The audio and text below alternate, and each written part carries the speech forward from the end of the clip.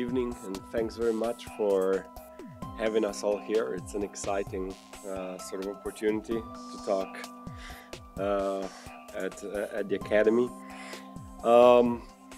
First of all, a correction. There's actually 2 more Navy aviators in the house tonight. At least 2. Right there.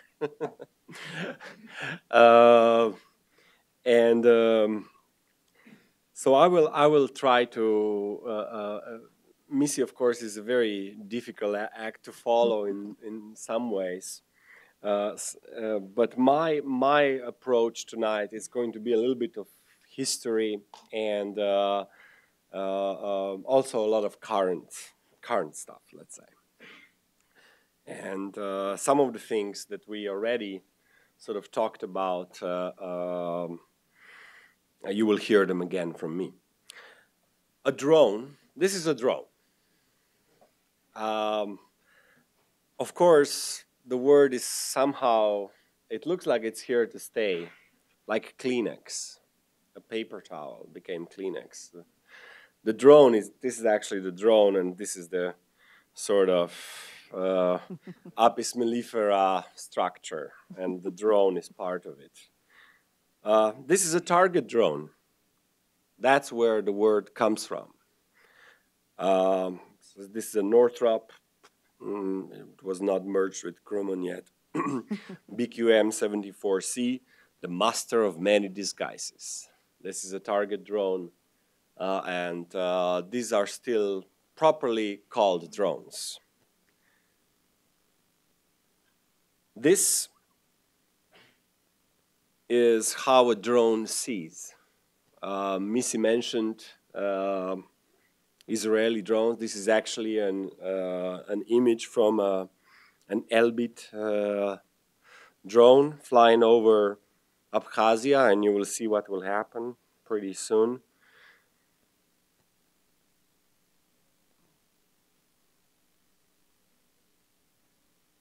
Looks like we have some problems with the speed of this video for some reason. But there's something in the air behind the drone. Oh, it's gone. So this is the death of an unmanned aerial vehicle. Let me show you the high quality resolution. That was a Georgian Interior Ministry. That happened before the war in Georgia, if you remember. One of the Georgian unmanned aerial vehicles was shot down by a MiG-29, a clandestine MiG-29 from Russia, flown by a fighter pilot. So that sometimes happens. And these are unmanned aircraft systems or remotely piloted aircraft systems, RPAS. The designation is actually now official. It's an ICAO, International Civil Aviation Organization, has decided finally to call these systems for now remotely piloted aircraft systems. We don't have very smart systems which can make decisions yet in the air, so the remotely piloted part somehow still remains quite an appropriate designation. One of the things that happens, and you know, my videos are fine, but maybe we have a problem today here because of the structure. Now it doesn't work. Just a second.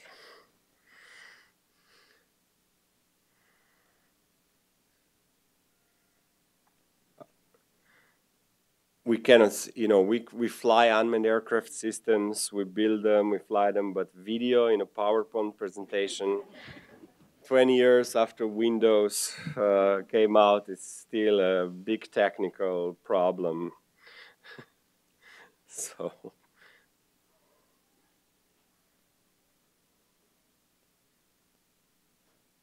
I'm trying to get it happen here, but there we go. Maybe you have seen this before. maybe not. It's a very special video.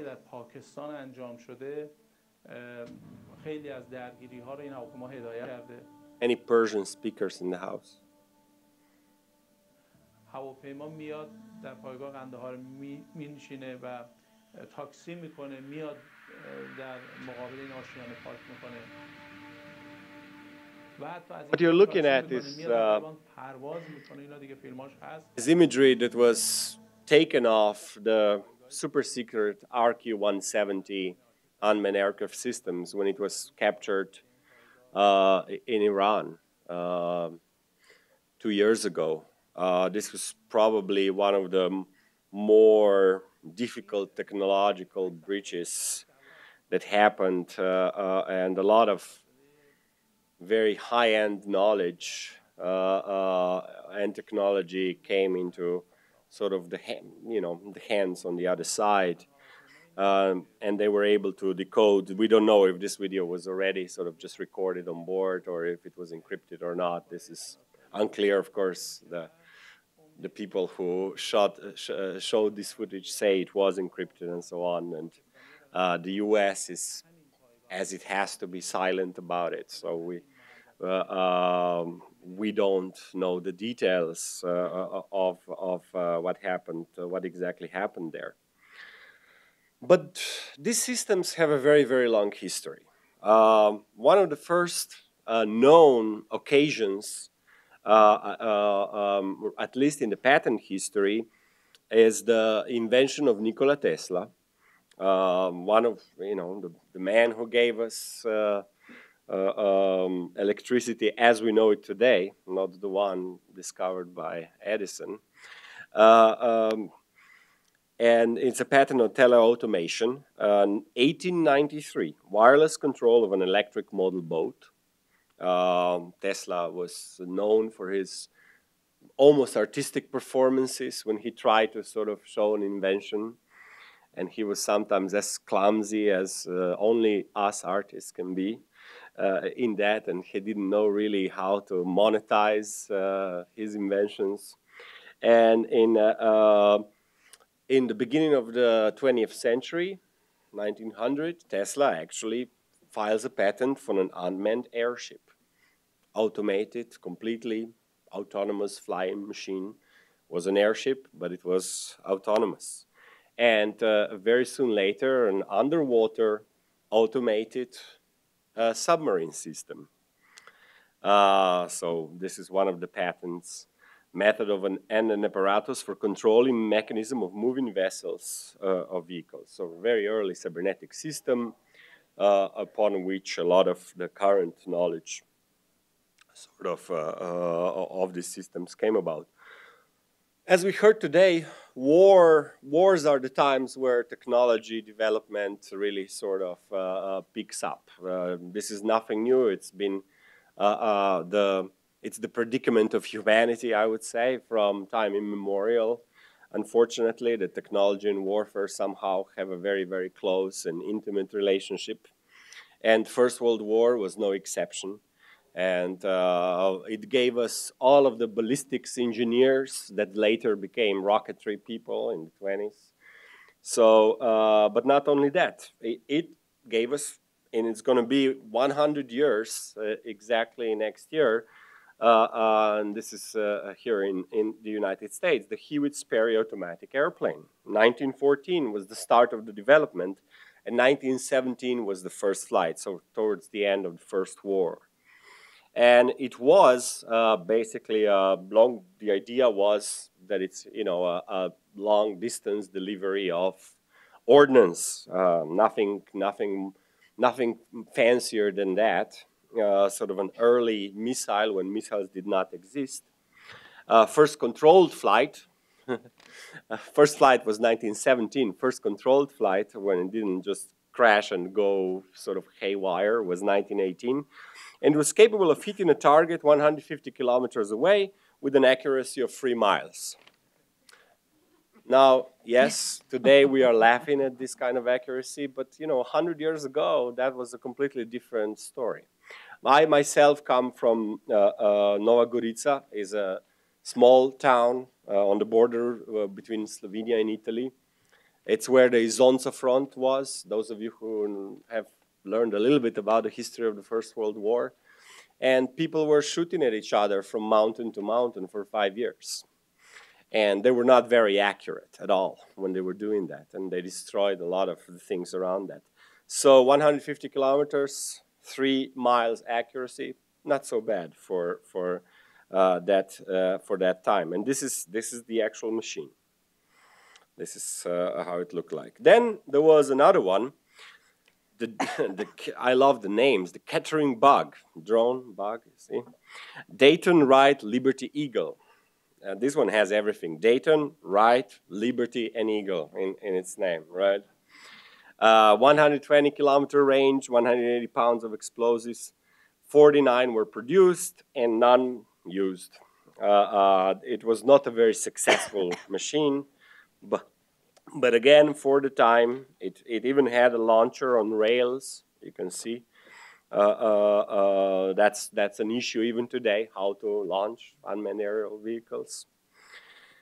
And there was, I'm now sort of, and aviation went its own way, and you had a super brief history of that and safety-related issues in the previous presentation. And in Van Nuys, in the valley, there was a radio plane company that was building target drones. The OQ-2, there were 15,000 built during the Second World War. 15,000 unmanned aerial vehicles were built during the Second World War. These were automated model planes, target drones for practice, for target practice, right? And guess who was building them?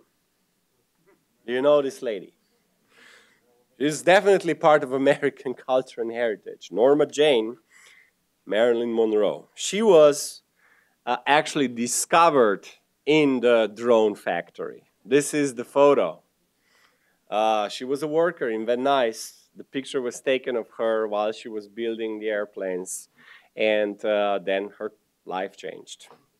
So these machines were changing lives already then. And this is when I discovered this. My students didn't even believe it when the first time, and then I really, had to show them the research that actually that was the case. And this is the set of the first photos where she appeared. Today, the discussion about drones has sort of changed. This is the current gem that I was able to find. Can we put it a little bit louder, please? Yeah.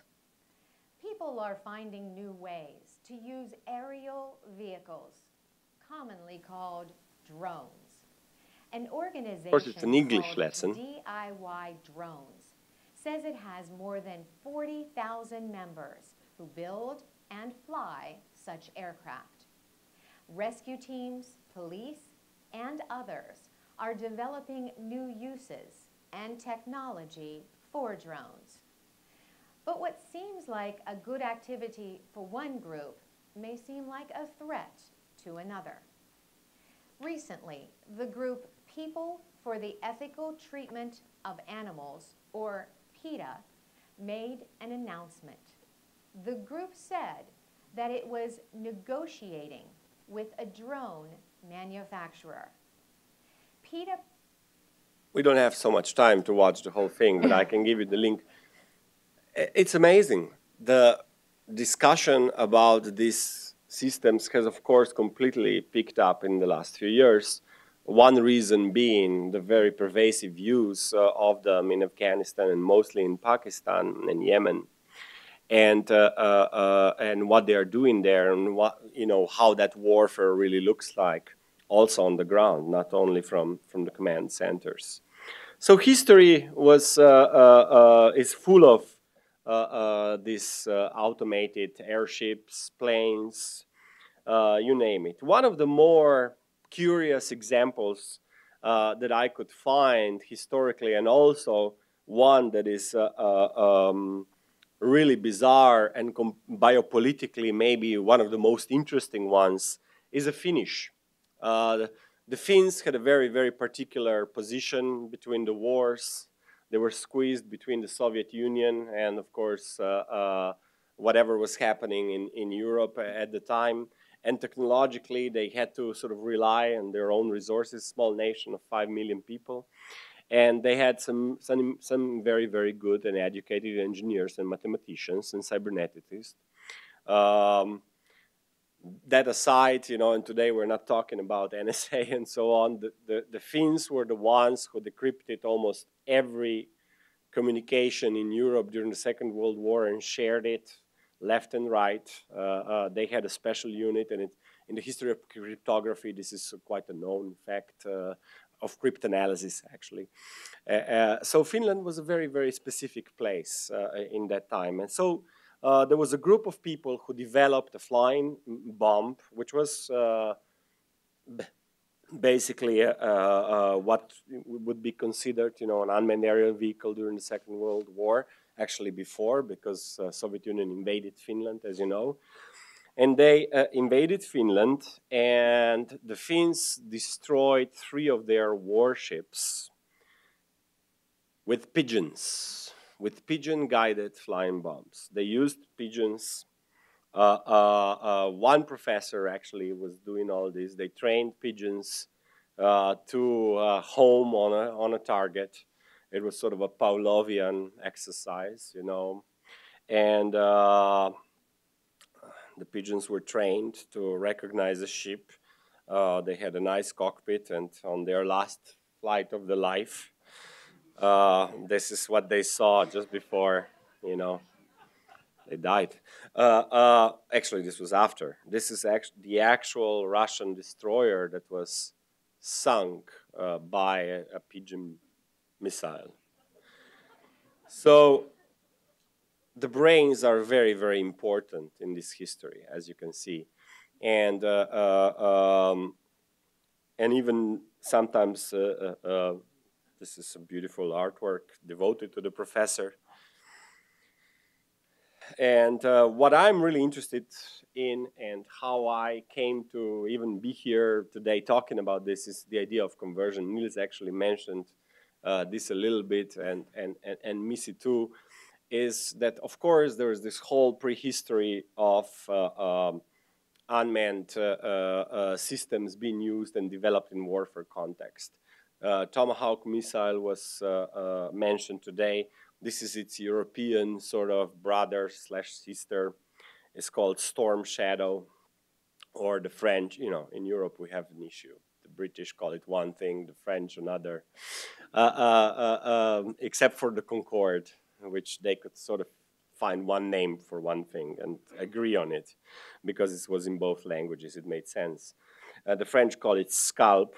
And I grew up in Yugoslavia in times of the Civil War. From 1991 to 95, we had quite a brutal war. And you know, when you grow up as a teenager, you're never in the middle of Europe, literally, and the Cold War is over. The last thing you would think about is that there will be another war. I mean, you know. And it was a big surprise, and it changed everything in my life on many levels. How I learned about the war, of course, by a phone call in the morning, and how I went to the grocery store, and I couldn't because there were tanks on the street. And the day before, everything was completely normal. And so I became really, really interested in this. Again, history was, of course, always my passion, and technology too, and the arts especially. By profession, I'm a theater and radio director. And I was also flying a lot since I was young. So that explains a little bit the knowledge pool. And I became really interested in this idea of how to turn systems of war and technologies of warfare into sort of their opposites, not by destroying them, but by using what is good in them and somehow thinking about how can they be used, transformed, how all of this investment and knowledge can sort of turn. And we have countless examples historically about that. One of them, of course, is the development ARPANET, which turned into the internet and so on. But guess what? There's the darknet too, which we didn't know much about. So I'm not so keen on the idea that the internet is this beautiful civilian thing right anymore, because actually it's been always this parallel. There's always been two worlds, it seems, much more than we thought. Only the paranoid amongst us were all the time reminding us that maybe that's not the case. But in Russia, of course, in the Soviet Union, there was an actual conversion moment. It was a state policy. The former Secretary of State, William Perry, actually wrote a huge book. It's this thick. I read it because I had to, because I was interested in the topic, and the title is Conversion in the Soviet Union. And the whole idea, it was the Gorbachev policy was, okay, we have, because, you know, Soviet economy was 70, 80% war-related, right, defense-related, completely. And and that's what drained really the Soviet Union in the end. And what happened was there was an official state policy. Okay, you know, we have all of these incredible engineers. You know, then people started escaping left and right. Right, people left for Israel. People left for the States. The mathematician that actually built the foundation of stealth was a Russian mathematician. The book ended up in you know, Palmdale in the late 60s, and you know what happened afterwards. He came to teach then to UCLA, this particular professor, and the stealth history is also quite beautiful, but not so much connected to what I'm talking about with conversion. What happened with the conversion was suddenly Energia. This is one of the large Soviet companies that builds rockets to put things into space. Soyuz, for example, also the space vehicle for the International Space Station.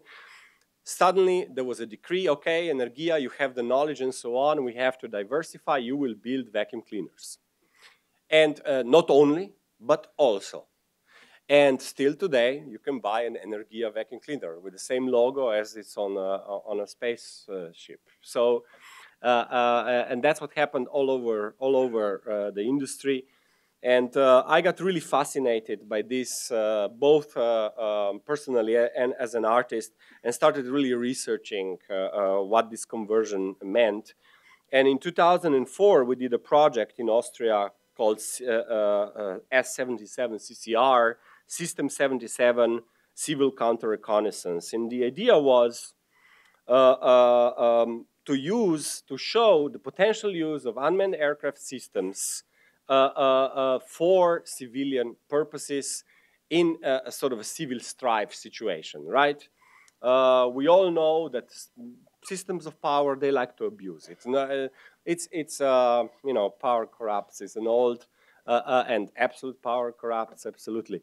And that's an old maxim, and that's just the way things are. So we always have to be, you know, as citizens, which fortunately we're not only subjects, we have a constitution, we have to be always aware of that. And these kind of systems can be very, very liberating too. So we built a prototype, a mock-up of a drone, but showed how a system like this, how an unmanned aircraft vehicle like this could be used to control police when during civil demonstrations, right? Because police claims one thing, the other side claims another. So it's good to have a neutral eye looking at these both sides and see what actually happened when it comes to the end. So that's what we were doing. And, you know, not only 10 years later, this happened in Istanbul. And I will end here because I'm short of time, of course, but we can continue in the conversation later. In Istanbul, of course, you remember there were demonstrations this summer against the government. Young people and students, mostly on the secular side, didn't want one park to be destroyed, and all hell broke loose. But since we are in the age of remotely piloted aircraft, the demonstrators also use them to to have a little bit of a tactical advantage on the police, and the police shot one of them down, and then they were not used anymore. So this is the other death of a drone that I wanted to show you today. But myself, and I will conclude here very quickly, have through the System 77 project, we actually started developing unmanned aircraft systems for real and building them for the use for civilian applications, mostly mapping, you name it. We do all kinds of things with them. Agriculture, I'm very proud that our company is one of the most advanced small unmanned aircraft system companies in the world that came directly from the arts and from an art project. And we are still doing a lot of work with environmental work, flying in the Arctic, in the Antarctic, working with local populations, with the Inuit up north. We are involved in campaigns, anti-poaching also, just now in Kenya, in Tanzania. So our vehicles are used for biological monitoring, and it's been quite a ride, I must say. Of course, they're used, for control of mines, mining, cadastre. They can be used for many, and you saw some of the applications before too, useful things. The most important part of unmanned systems is the integration, the proper training of the people using them. One is a thing if you use it as a model airplane, small. The other one is if you fly, 30 miles away, do a survey 30 miles away and come back, then you better sort of be very well aware what airspace is, how it functions, and how you sort of are part of it. And that's very, very important, and that's not going to go away, and it's good that it's not going to go away. Our neighbors to the north in Canada have figured out very pragmatic regulations, but Canada is not the United States. They also have a queen, but they also have a lot of territory, and that is unpopulated, and thus it's a very, very different situation than in America there. Unmanned systems are here to stay. We will have to reflect them a little bit better than Voice of America does in their English lessons, and it's going to be a constant thing.